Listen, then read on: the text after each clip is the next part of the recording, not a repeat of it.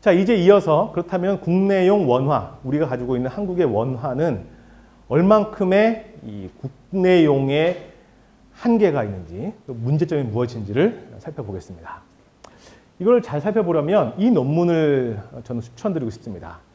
대외경제정책연구원에서 통화정책이 환율에 미치는 영향 분석과 정책적 시사점이라는 논문을 발표했는데, 이 논문이 흥미로운 이유는 그것의 관점을 기축통화 보유 여부를 중심으로 기술을 했다는 것에 있습니다. 그래서 아주 상당히 우리 한국의 연구 논문 중에서 가치가 있다고 생각합니다.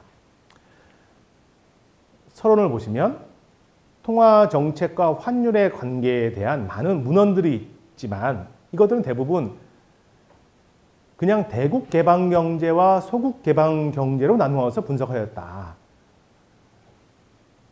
대국 개방 경제는 가격 설정자, 독립 변수가 되고 소국 개방 경제는 영향을 받는 자가 된다. 그런데 본 연구에서는 좀 더 차별화해서 국가를 기축통화국과 비기축통화국으로 구분하여서 분석하고자 한다. 이게 이 연구자의 의도입니다. 이분의 말씀은 소국 개방 경제국들은 자본시장을 개방하고 환율 제도까지도 선진국의 압박에 못 이겨서 자유변동 환율 제도를 선택했음에도 불구하고 자국의 통화가 국제화되지 못한 탓으로 이 양적 완화, 선진국들의 양적 완화가 초래한 환율의 평가절하에 대응할 수 없었습니다. 뿐만 아니라 기축통화국의 정책이 변동하는 경우 그 여파가 비기축통화국의 통화정책이 압도되어서 이론에서 제시하는 효과가 나타나지 않는 현상도 발생하였습니다. 이게 이 설계자의 핵심 문제제기입니다.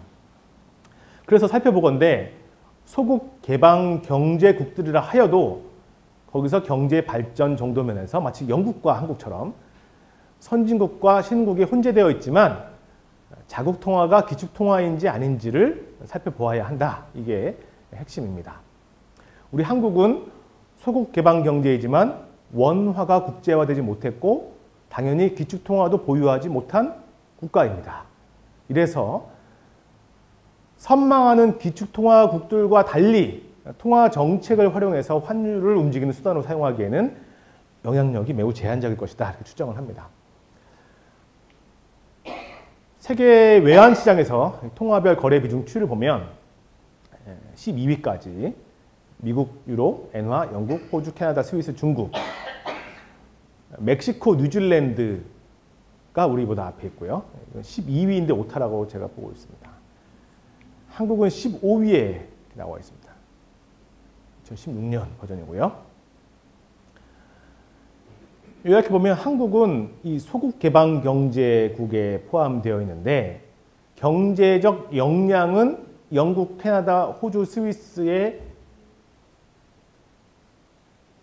비할 만큼 좋지만 기축통화는 보유하지 않았기 때문에 이 국가들 사이에 문턱에 있는 장면입니다.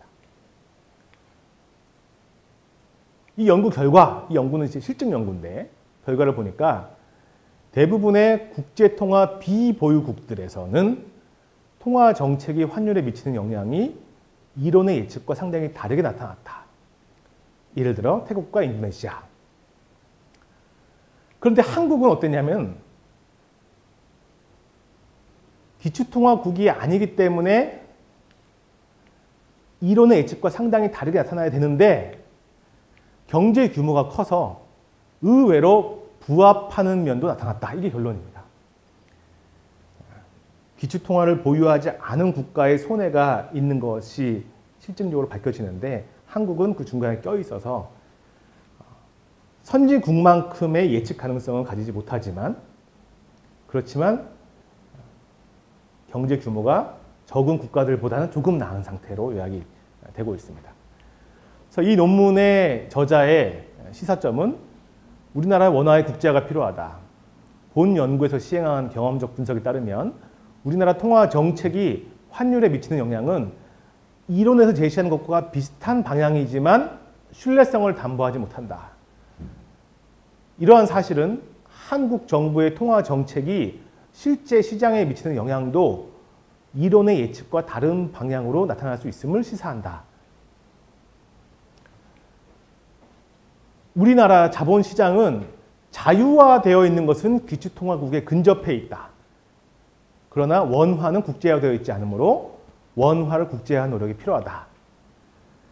우리나라에서는 이 금융시장과 관련된 다른 제도들은 거진 선진국형으로 전환했는데 아직 통화의 국제화에 대해서는 정확한 청사진이 제시되지 않고 있다. 이거를 풀어내려면 통화의 국제화를 위해서는 오랜 시간 정책적 노력이 필요하다.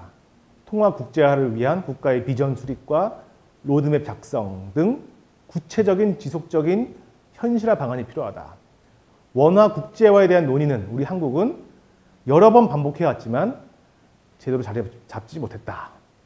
그러나 통화의 국제화 없이는 개방화 수준이나 특히 무역의 의존도가 높은 한국의 경제를 효율적으로 관리하기에 한계가 많은 것을 본 연구의 실증 결과들이 깨워주고 있다. 이게 논문의 저자의 맞고 울부짖음입니다.